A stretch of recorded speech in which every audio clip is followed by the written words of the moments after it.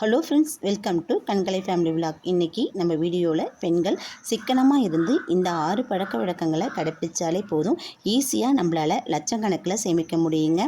வேலைக்கு தான் போகணுங்கிற அவசியம் கிடையாது. நம்ம வீட்டிலிருந்தே ஈஸியாக நம்மளால் சேமிக்க முடியும். நம்முடைய கணவர் சம்பாரிச்சு கொடுக்குற பணத்தை வீண் செலவு பண்ணாமல் இந்த மாதிரி சிக்கனமாக இருந்தாலே நம்மளால் ஈஸியாக சேமிக்க முடியுங்க. அது என்னென்ன பழக்கம்னு நான் இடையில சொல்லியிருக்கேன். வீடியோவை ஸ்கிப் பண்ணாமல் பாருங்கள். இது வரைக்கும் என்னுடைய வீடியோ பார்த்து சப்ஸ்கிரைப் பண்ணி சப்போர்ட் பண்ணுற அனைவருக்குமே மிக்க நன்றி. வாங்க வீடியோக்குள்ளே போகலாம். நம்மளுடைய சேமிப்பு நம்ம சமையலறையிலிருந்து தாங்க துவங்குது. நம்ம ஃபஸ்ட்டு சம்பளம் வந்த உடனேயே நம்ம உடனே காய்கறி கடைக்கோ மளிகை கடைக்கோ போயிடக்கூடாது. வீட்டில் இருக்கிற பொருளை நம்ம ஃபஸ்ட்டு கணக்கிடணும், லிஸ்ட்டு போடணும். என்ன ஜாமான் வேணும், என்ன ஜாமான் வேண்டாம் அப்படிங்கிறத நம்ம ஃபஸ்ட்டு லிஸ்ட்டு போட்டுக்கணும். அப்போ தான் நம்ம போய் தேவையில்லாத ஜாமானை நம்ம கடையில் காசு கொடுத்து வாங்க மாட்டோம். நம்ம என்ன ஜாமான் இருக்குது இல்லை அப்படிங்கிறத தெரிஞ்சுக்கிட்டாலே நமக்கு இந்த மாதத்துக்கு இந்த ஜாமான் போதும், இந்த ஜாமான் நம்ம கடையில் வாங்க வேண்டாம் அப்படின்னு ஒரு லிஸ்ட்டு போட்டு எடுத்துகிட்டு போனாலே நம்மளால் நிறைய சேமிக்க முடியும். நம்ம ஆசைகளை கட்டுப்படுத்த முடியும். நம்ம தேவையில்லாத ஜாமான்களை வாங்க மாட்டோம். ரெண்டாவது விஷயம், நம்ம சம்பளம் வந்த உடனே நம்ம எடுத்துக்கிட்டு நம்ம நேராக எங்கே போவோம், சூப்பர் மார்க்கெட்டை நோக்கி தாங்க போவோம். அங்கே பை ஒன் கெட் ஒன்னு இருக்கும், ஆஃபரில் இருக்கும். ஆஃபர் பொருளுக்கு நம்ம அடிமையாகி நிறைய பொருட்களை வீட்டுக்கு வாங்கிட்டு வந்துடுவோம். ஆனால் அந்த பொருளை மாதம் முழுவதும் நம்ம பயன்படுத்துவோமான்னு பார்த்தா கண்டிப்பாக பயன்படுத்த மாட்டோம். பாதி பயன்படுத்துவோம். ஏற்கனவே வாங்கின பொருள் இருக்கும், அந்த பொருளும் பூச்சி பிடிச்சி கீழே தூக்கி போடுவோம். அதனால் ஆஃபர் முகத்தில் எது தேவையோ அப்படிங்கிறத மட்டும் பார்த்து நம்ம வாங்கிக்கணும். தேவையில்லாத பொருளை நம்ம காசு கொடுத்து வாங்கிட்டு வந்து குப்பையில் போடுறதுக்கு நம்ம முயற்சி பண்ணக்கூடாது. அந்த மாதிரி செய்யும்போது நம்ம பணம் நம்ம கையை விட்டு நிறைய போகும். தேர்ட் டிப் என்னன்னு பார்த்தீங்கன்னா, அஞ்சரை பெட்டி ரகசியம். நம்ம கடைக்கு போகிறதுக்கு முன்னாடி அஞ்சரை பெட்டியில் என்ன ஜாமான் இருக்குது, இல்லை இந்த ஜாமான் இந்த மாதத்துக்கு போதுமா அப்படின்னு பார்த்துட்டு ஒரு லிஸ்ட் எடுத்துக்கிட்டு மளிகை கடைக்கு போகணும். அப்போ தான் நம்ம தேவையான ஜாமான்களை வாங்கிட்டு வருவோம். டிப் நம்பர் 4, நம்ம வரவு செலவு கணக்கை எழுதணும். நம்ம அன்னன்னைக்கு வர சம்பளத்துக்கு தகுந்த மாதிரி நம்ம என்ன வாங்குகிறோம், என்ன செலவு பண்ணுறோம், எது நமக்கு தேவை, எது ஒரு அனாவசியம் அப்படிங்கிறத நம்ம லிஸ்ட்டு போட்டு ஒரு வரவு செலவு கணக்கு எழுதினா மட்டும்தான் நம்மளால் அடுத்த மாதத்துக்கான செலவுகளை நம்மளால் குறைச்சி நிறைய சேமிக்கிறதுக்கு முடியும். அதுக்கப்புறம் 5th டிப் என்னன்னு பார்த்தீங்கன்னா, நம்ம எப்போயுமே சூப்பர் மார்க்கெட்டை நோக்கி தான் நம்ம பயணிப்போம். அங்கே நிறைய பொருளை நிறைய காசு கொடுத்து வாங்கிட்டு வருவோம். அங்கே பிராண்டுக்கும் லேபிளுக்கும் தான் காசு நம்ம அதிகம் கொடுத்து வாங்குறோமே தவிர்த்து நம்மளுடைய பொருள்களுக்கு கிடையாது. அதனால் நம்ம வாங்குகிற ஜாமானை மொத்த மளிகை கடையில் வாங்கும்போது பொருளும் தரமாக இருக்கும், விலையும் குறைவாக இருக்கும். நமக்கு தகுதிக்கு தகுந்த மாதிரி நம்ம பொருட்களை வீட்டுக்கு வாங்கிட்டு வரத்துக்கு முடியும், நிறைய சேமிக்கிறதுக்கு முடியும். அடுத்த டிப் என்னென்னு பார்த்தீங்கன்னா, நம்ம காய்கறிகளை நிறைய போய் பெரிய பெரிய ஸ்டோரில் நம்ம வாங்குவோம். அந்த மாதிரி வாங்காமல் சந்தையில் விற்கிற காய்கறிகளை, நாட்டு காய்கறிகளை நிறைய நம்ம வாங்கிட்டு வந்து பயன்படுத்தும் போது நம்மளால் மிச்சப்படுத்த முடியும். வாரம் சந்தைக்கு போய் நம்ம தேவையான காய்கறிகளை நம்ம வீட்டுக்கு வாங்கிட்டு வரும்போது காய்கறிகளை நிறைய தூக்கி போடாமல் அப்பப்போ தேவைக்கான பொருளை மட்டும் வாங்கி பயன்படுத்த முடியும். நம்மளால் நிறைய சேமிக்கிறதுக்கு முடியும். மாதம் நம்ம வாங்கிட்டு வர சம்பளத்தை இந்த மாதிரி லிஸ்ட்டு போட்டு ஜாமான்களை எழுதி எடுத்துகிட்டு போய் நம்ம பொருட்களை வாங்கிட்டு வரும்போது நமக்கு பொருட்களோட அளவும் கம்மியாக இருக்கும், விலையும் குறைவாக இருக்கும். நம்மளால் நிறைய சேமிக்க முடியும். பொருட்களை நம்ம சேதப்படுத்த மாட்டோம். இந்த மாதிரி ட்ரை பண்ணி பாருங்கள், நம்மளால் சேமிக்க முடியும். வாங்க சில்லறையாக சேமிப்போம். சில்லறையாக சேமித்தால் நம்மால் லட்சக்கணக்கிலும் சேமிக்க முடியுங்க. தினசரி சேமிப்பு போக செலவு செய்யணும். செலவு செஞ்சுட்டு சேமிப்பு செய்யணும்னா முடியவே முடியாது. இன்றைய சேமிப்பு நாளைய நம்முடைய ஒன்றுகோலாக இருக்குங்க. டெய்லி சேவிங் மெத்தட் தான் சொல்லியிருக்கேன். ஒரு நாளைக்கு இதை தினசரி வருமானம் உள்ளவங்க ஈஸியாக சேமிக்க முடியும். வார சம்பளம் உள்ளவங்க வாரத்துக்கு தகுந்த மாதிரி தன்னுடைய சேலரிக்கு தகுந்த மாதிரி இந்த பணத்தை எடுத்து ஒதுக்கி வச்சுக்கோங்க.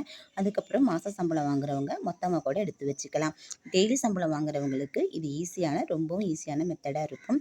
அன்னன்னைக்கு வர வருமானத்தினால சேமிக்கவே முடியல அப்படின்னு நினைக்கிறவங்க இந்த மெத்தடில் சேமித்து பழகுங்க. ஃபஸ்ட்டு நாள் 20, 2வது நாள் 40, 3வது நாள் 60, 4வது நாள் 80, 100, 120, 140, 160, 180, 200.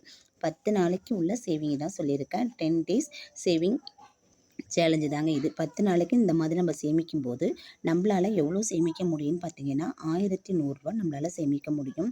இதையே திரும்பி ரிப்பீட்டரில் சேமிச்சிக்கலாம். என்னால் சேமிக்க முடியும் அப்படின்னு நினைக்கிறவங்க 210, 220 அந்த மாதிரி கணக்கில் நீங்கள் 30 நாளைக்கும் எடுத்து வச்சுக்கிட்டே போகலாம். நம்மளால் கூடுதலாக சேமிக்க முடியும். அப்படிலாம் நம்மளால் சேமிக்க முடியாது, என்னால் கம்மியான வருமானம் அப்படின்னு நினைக்கிறவங்க 5 நாளைக்கு ஒரு முறை இந்த மாதிரி சேமிப்பை நீங்கள் பயன்படுத்திக்கோங்க. 20, 40, 60ன்னு 100 5 நாளைக்கு ஒரு முறை, 5 நாளைக்கு நாளைக்கு ஒரு முறை ரிப்பீட்டடில் நீங்கள் சேமிச்சுக்குங்க. சேமித்தா அதுக்கு தகுந்த மாதிரி கூடுதல் தொகை நமக்கு கிடைக்கும். நான் 10 நாளைக்கு சொல்லியிருக்கேன் 1100 ரூபா. இதே ரிப்பீட்டடில் சேமித்தோம்னா செகண்ட் 10 டேஸ்க்கு எவ்வளோ கிடைக்குன்னு பார்த்தீங்கன்னா 1100 ரூபா. தேர்டு 10 டேஸுக்கு அதே 1100 ரூபா. மொத்தம் நம்ம சேமிக்கிற தொகை 3300 ரூபா. சேவிங் அமௌண்ட் எவ்வளோன்னு பார்த்தீங்கன்னா 3300 ரூபா. இதே நம்ம 12 மாதங்களுக்கு சேமித்தோன்னா 39,600 ரூபா நம்மளால் சேமிச்சிருக்க முடியும். இதை கையிலே வச்சுருந்தா நம்மளுடைய காசு பெருகாது. நமக்கு மாதம் 3300 நம்ம சேமிக்கிறோன்னா இதை எடுத்துகிட்டு போய் ஆர்டிலேயோ கோல்டு சீட்லேயோ நம்ம கட்டிக்கலாங்க.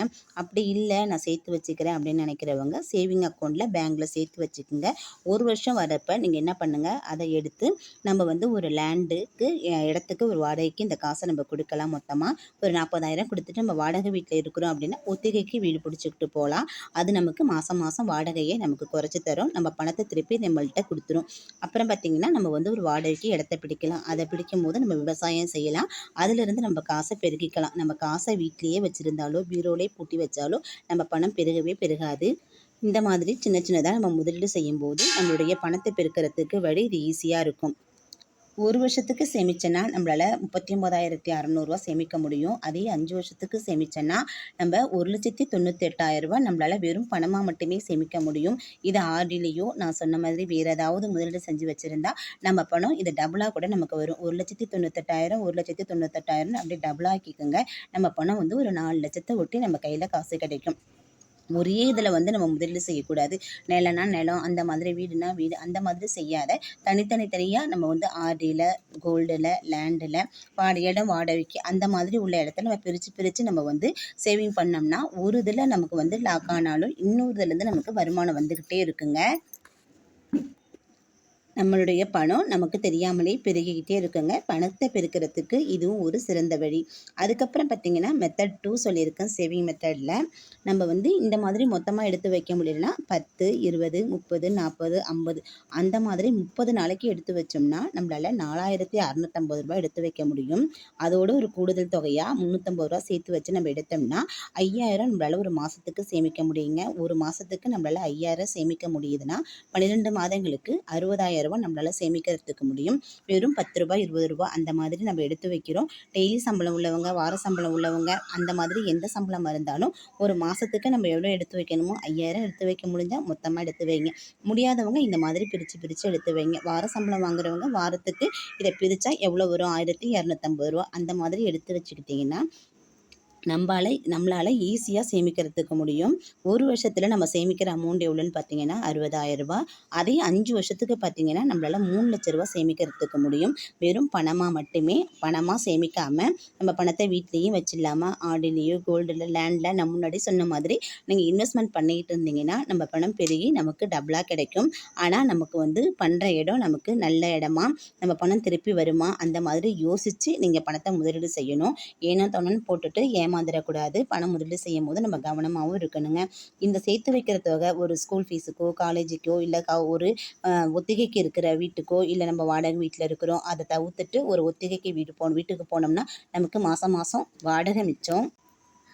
ஒரு 5,000 காசு கொடுத்து வாடகை வீட்டில் இருக்கிறோன்னா இந்த 3 லட்ச ரூபா கொடுத்து ஒரு ஒத்திகை வீட்டுக்கு போயிட்டோம்னா அந்த 5,000 ரூபா நமக்கு ஈஸியாக நம்மளால் மிச்சம் பண்ண முடியும். அப்போ சேவிங் பண்ணும்போது 5,000 + 5,000 நம்ம சேமிக்கும் போது 10,000 சேமிப்போம். அடுத்த 5 வருஷத்துக்கு நம்ம பணமாக சேமித்தாலே நம்மளால் 6 லட்ச ரூபா சேமிக்க முடியும். இதை இல்லை அப்படின்னா ஒரு கோல்டுலேயோ இல்லை லேண்ட்லேயோ இல்லை ஏதோ ஒரு விதத்தில் நம்ம முதலீடு செஞ்சுக்கிட்டே இருந்தோம்னா நம்ம பணம் பெருகிக்கிட்டே இருக்குங்க. நம்மளால் ஒரு 10 லட்ச ரூபா வரைக்கும் ஈஸியாக சேமிக்கிறதுக்க முடியும். ஆனால் கஷ்டப்பட்டு சேமிக்கணும், சிக்கனமாக இருக்கணும். அந்த மாதிரி இருந்து சேமித்தோம்னா நம்மளால் ஈஸியாக சேமிக்கிறதுக்கு முடியும். நம்மளால் பணத்தை பெருக்கிறதுக்கு முடியுங்க. நம்ம சேமிக்கிற தொகை தான் நம்மளுடைய இறுதி காலத்துக்கு ஒரு ஊன்றுகோலாக இருக்கும். நான் சொன்ன விஷயம் ஏதாச்சும் உங்களுக்கு ஒன்று பிடிச்சிருக்கும், உங்களை சேமிக்க தூண்டும், உங்களுக்கு சேமிக்கிற உந்துவேகத்தையும் கொடுக்குன்னு நம்புகிறேன். நீங்களும் சேமிக்க துவங்குங்க. வீடியோ ஃபுல்லுமே பார்த்துருப்பீங்க நம்புகிறேன். பிடிச்சிருந்தால் லைக் பண்ணுங்கள், சப்ஸ்கிரைப் பண்ணி சப்போர்ட் பண்ணுங்கள். நன்றி. வாழ்க வளமுடன்.